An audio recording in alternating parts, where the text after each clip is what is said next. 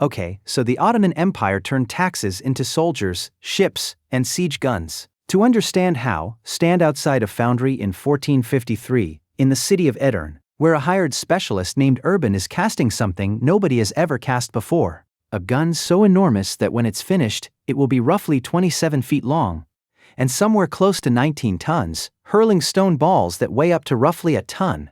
To move it to the walls of Constantinople, they'll need teams of oxen, and hundreds of men, hauling it over more than 100 miles of road. You could not stand next to it when it fired. The shockwave would kill you. We all have the same picture of this empire. Endless armies marching under banners, sultans in golden armor, galleys covering the sea like a floating city, the walls of the greatest city on earth falling under an avalanche of cannon fire. It looks like the product of a treasury so deep it could never run dry. Here's what that picture is hiding. The largest part of that famous army was not on the payroll at all. Its soldiers collected their own wages directly from the land. No paycheck, no quartermaster, no treasury line item. Just a soldier, a village, and a deal that said the harvest pays you. Sounds simple.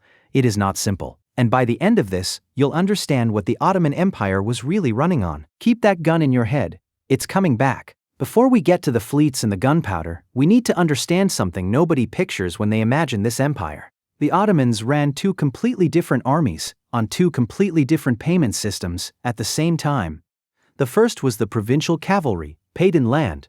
The second was the standing infantry, paid in coin from the central treasury. Those two armies are the whole story. Once you understand why one of them cost the treasury almost nothing, and why the other one eventually nearly broke the empire, you understand how taxes became soldiers, ships, and siege guns, and why the machine that built an empire eventually started cracking under its own weight. Let's start with the cheap one because it's the part that feels almost too clever to be real. Imagine a village in Anatolia on a summer morning. The wheat is in, the sacks are stacked in the yard, and a man in armor rides in, not to take anything by force, but because it's owed to him. That village is his salary. The state gave this cavalry soldier the right to collect a portion of what the land produced, directly in grain and goods. No middleman, no treasury, no paperwork. In exchange, he shows up for campaign with his horse, his armor, his weapons, and a few of his own retainers, all equipped out of that same income. The state didn't buy his horse, it didn't buy his armor, it didn't pay his servants. It handed him a village and said, "This is your salary. Now go be a soldier." Here's the thing that flips the whole picture. The empire wasn't paying for this army, it was outsourcing the bill to the land. A soldier with one of these grants, called a timar, was effectively a tax collector in armor. The peasant worked the field, the harvest came in, and a portion of it went straight to the man who would fight when the drums called. And this is worth sitting with, because it changes what the Ottoman Empire actually was. The real engine of the Ottoman military was not the treasury, and it wasn't the sultan, and it wasn't even the cannons. It was the ordinary surplus of an ordinary farm. Every sack of grain that mounted soldier collected was a piece of military funding that never touched a single government ledger. And here's what makes the whole arrangement strange and stable at the same time. The man who collected from a village was also the man who was expected to protect it. If the fields went bad, his pay went bad with them. If a raiding party burned the crops, his income burned with them. So the soldier's interests and the village's interests were welded together. He wasn't an outside landlord squeezing the land from a distance. He lived near it, drew his living from it, and defended it, because his next campaign and his next harvest were the same thing. That's not how most armies in history have been paid. Most armies are paid from a treasury that sits far away. This one was paid by the ground it stood on, and it scaled. Tens of thousands of these soldiers existed across the empire, each one supported by the land around him. When the Sultan called for war, they assembled already paid, already equipped, already fed. The state didn't have to find coin for their wages, because their wages were growing in the fields. One of the most powerful military machines of its age was running on the same fuel as the farm next door. The visible symbol of Ottoman power was the soldier on horseback with the banner. The invisible symbol was the grain sack in the village granary. But there was a second army, and it ran on something completely different. Coin, cash, real money that had to exist before payday. This was the Janissary Corps, the Sultan's elite standing infantry, paid in silver from the central treasury on a regular schedule. And here's where the story takes its first strange turn, because one of the most important taxes this empire collected was not collected in grain, and it was not collected in coin. It was collected in boys. Picture a village on a day nobody in it will ever forget. Officials ride in with orders. A levy? The boys are lined up in the square. Some families hide their sons, some bargain, some just stand there and watch their children walk away down the road. Those boys will be converted to Islam, trained for years, and turned into the Sultan's most loyal soldiers. Forbidden from marrying, forbidden from owning land, no family ties, no local loyalties, nothing to compete with their loyalty to the throne. On the one hand, this produced an elite corps with a fierce esprit de corps, a reputation that terrified the empire's enemies. On the other hand, it was a human tax, and it cost families their sons. Both of those things are true at once. Now think about what those years made. A boy taken young, raised in the palace, trained in the corps, given a wage and a uniform and a brotherhood, but never a family, never a village, never a piece of land to go back to. Every loyalty he had pointed in one direction, the throne. For the Sultan, this was the perfect counterweight to the land-grant cavalry, because the cavalry had roots in the provinces, and roots are hard to control. The Janissaries had no roots at all. They were paid from the treasury, housed in the capital, and theirs was the most feared infantry in the region. But that arrangement had a price built into it, and the price was payable in silver, on a schedule, forever. A Janissary with no land and no family had only one source of income, the treasury. His pay was his leash, and that leash was made of silver. So now the empire is running two armies at once. The land army, enormous, cheap, paid by the harvest. The cash army, smaller, elite, paid from the treasury. For a long time that balance worked. The cavalry handled the bulk of the fighting, the Janissaries handled the muscle that mattered most, and the empire got a huge military for a fraction of what it should have cost. And then gunpowder arrived, and it quietly tore that whole arrangement apart. Remember the foundry, 1453, Constantinople. The city had survived siege after siege for centuries. Its walls had held against armies no one else could stop. And now a young sultan named Mehmed had a gun that had never really been tested in war. To understand why that mattered, you have to understand what those walls meant. Constantinople had been besieged roughly 20 times before. 20 times armies had come, and 20 times the walls had held. They were the best defensive engineering of the age, layered walls and towers that had shrugged off everything the medieval world could throw at them. And now a hired specialist's gun was going to change the equation. Urban's bombard was dragged from Edirne to the walls, teams of oxen and hundreds of men hauling a 19-ton monster over more than 100 miles of road. When it finally fired, the ground shook and the walls crumbled. It could only fire a handful of times a day, and within weeks the great gun cracked and became unusable. But by then it had done its job. After roughly 53 days, the city fell, and an era ended. Here's the detail hiding inside that famous story, and it's the one almost nobody notices. That gun was not paid for with a land grant, it was paid for with cash. Urban was a hired specialist, he wanted money, and he got it. The gunpowder, the iron, the bronze, the engineers, the gunners, all of it ran on coin. Read that again. The weapon that broke the greatest walls of the age was built by the cash economy, not the land economy. And that was the beginning of a shift that would reshape the entire empire. The reason is simple. You cannot pay a musketeer in a cornfield. A gunpowder soldier is not self-equipped. He needs a musket, he needs powder, he needs shot, he needs training, and he needs to be paid regularly in coin he can spend. A cavalryman could feed himself from the land. A gunner cannot eat gunpowder. So as firearms and disciplined infantry became more and more decisive, the cheap system started losing its reason to exist. The land-grant cavalry that had carried the empire for so long was slowly becoming the wrong tool for the new age. And the cash army, the one that had to be fed silver every payday, was becoming the future. And this is where the true cost of gunpowder hides. A cannon is not a one-time purchase. It is a permanent expense. The powder has to be made. The shot has to be cast. The barrel has to be repaired. The gunners have to be paid while the gun sits idle between battles. The same is true of every musketeer. His weapon wears out. His powder is consumed every time he fires. His training has to be maintained in peacetime. Because a musket that isn't drilled with is a musket that can't be trusted in battle. The land-grant cavalry could sit on its horses and graze through a peacetime year at almost no cost to the treasury. A gunpowder army cannot graze. It bills, even in the years when it never fires a shot. That created a problem that gets bigger every time you look at it. Where does the cash come from? The empire was an agricultural machine. Its wealth was grain, livestock, and goods produced on the land. But guns, powder, and wages are cash. And cash does not grow in a field. So the empire had to learn a new skill, converting the harvest into coin, fast, reliably, at scale. And the way it learned to do that is one of the most aggressive cash machines ever built. And here's the trap of the whole picture. The empire's visible strength, the banners, the fleets, the guns, made it look like the richest state on earth. But the strength was not wealth sitting in a treasury. It was a conversion happening every season. Harvest into grain, grain into silver, silver into soldiers, silver into soldiers.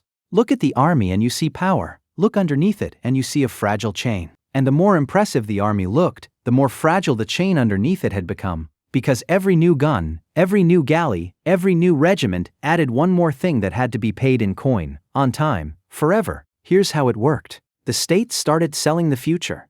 The system had a name, iltizam, and it had existed for a long time, but in the 16th century it exploded, because the empire's cash needs were exploding with it. Picture an auction room in the capital. A man bids for the right to collect the taxes of an entire district. He pays the treasury a large sum in cash up front or in installments, and in exchange, whatever he collects beyond that is his to keep. For the state, this was brilliant in the short term. War needed cash now, and this produced cash now without waiting for the harvest. For the countryside, it was a different story. The collector's profit came out of the same fields, and collectors had no incentive to be gentle. Watch that village a year later. The sacks that used to go to the soldier in armor now go to a man with a strong box, and the strong box takes a little more every season. The state got its coin. The village paid for the collector's margin. Somebody was always holding the invoice, and it was always the farmer. And this is the trap hiding inside the fix. The more the empire needed cash, the more it sold to the collectors. And the more it sold to the collectors, the more the countryside had to surrender. The empire was borrowing against its own future, and the interest was paid in grain that would otherwise have fed soldiers, or been sold for the silver that paid soldiers. The cash machine worked. It just worked by squeezing the same fields that had once supported the army for free. Now here's where the system starts to show its cracks. For a while the cash machine held. The empire funded wars. It built up its standing army. It kept the fleet in the water. But there was a slow poison building in the background, and it came from two directions at once. The first was a flood of silver. New World silver poured into the global economy and inflated prices everywhere. The second was the empire's own response. When coin buys less, soldiers need more of it. The treasury couldn't afford to pay more, so instead, it made the coin worth less. It shrank the amount of silver in each one. Quietly, relentlessly, over and over. By the middle of the 1580s, the debasements had become so severe that soldiers could feel the difference in their hands. Not percentages on a ledger, the weight of the coin. Picture the soldier's purse. The coins in it have the same shape, the same name, the same number. But every year there's less silver in each one, and every year prices climb. So the soldier's real pay is shrinking every year, while the empire needs him more than ever, because the gunpowder revolution made standing infantry indispensable. The empire was caught between two impossible options: raise pay and break the treasury. Don't raise pay and break the army. And there's a third option nobody likes to talk about because it's the one that actually happened. Debase the coin, delay the pay, and hope the army doesn't notice. The army always noticed. And if the army wasn't enough of a cash furnace, there was the navy. The fleet was the purest money sink the empire ever built. Ships are not like soldiers. A cavalryman can graze his horse and feed himself from the land. A ship cannot graze. A fleet is a machine that consumes timber, rope, canvas, tar, bronze, and crew pay every single day, in peace and in war, whether it fights or not. Walk the imperial arsenal on the Golden Horn and you'll see what that means. Timber stacked for hulls, rope by the mile, vats of tar, galleys in rows on the slips. Every one of those hulls is a bill that has to be paid before it ever touches water, and the bill is paid in coin. Now add the crews. Every galley in that arsenal needed rowers, sailors, and marines, and every one of them had to be paid, fed, and kept alive, whether the fleet sailed that year or not. At Lepanto in 1571, the Ottoman fleet that was destroyed numbered something like 200 galleys. That's not just timber and tar going to the bottom. That's wages, food, and years of maintenance going with it. And the empire replaced the whole thing within about a year. That rebuilt fleet was a triumph of organization, but it was also a receipt for an enormous amount of coin, spent in a single stretch, at exactly the moment the coin was starting to shrink. The navy didn't just cost money. It was a second army that never stopped billing, even in the years when it never fought a battle. Here's where we need to understand what a payday actually meant in this empire, because it was not a boring administrative detail. It was a political event. The Janissaries weren't paid once a year. They were paid on a regular schedule, several times a year, in a ceremony called the ulufa. That schedule was the empire's heartbeat. Miss a payment and the heartbeat skipped. Pay in debased coin and the heartbeat stuttered. Picture the procession. The Janissaries march through the city in full uniform to the treasury window. The Sultan watches. The coins are counted out, one soldier at a time, and every man in that line knows exactly how much silver should be in his hand. Late pay meant trouble. Short pay meant trouble. Coin with too little silver in it meant trouble. The throne's single most powerful weapon and its single most dangerous weakness were the same thing: a pay window. The Sultan was not just an emperor commanding an army. He was a paymaster whose soldiers could and did turn on him when the pay was wrong. The leash ran both ways. The treasury held the Janissaries on a silver leash, but the Janissaries held the throne on the same one. So now the machine is under pressure from every direction at once. The land system is becoming obsolete. The cash system is becoming unaffordable.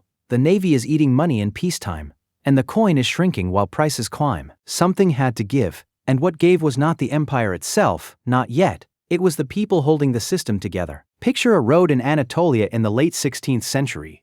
A man is walking it with a musket over his shoulder. He's a former soldier, but not a cavalryman, so there's no land grant waiting for him at home. He was paid in coin, and the coin had been shrinking for years, so there's no savings either. He has a musket, he has training, and he has nothing to do. Disbanded soldiers with guns and no income did not quietly go back to farming. They went to the roads.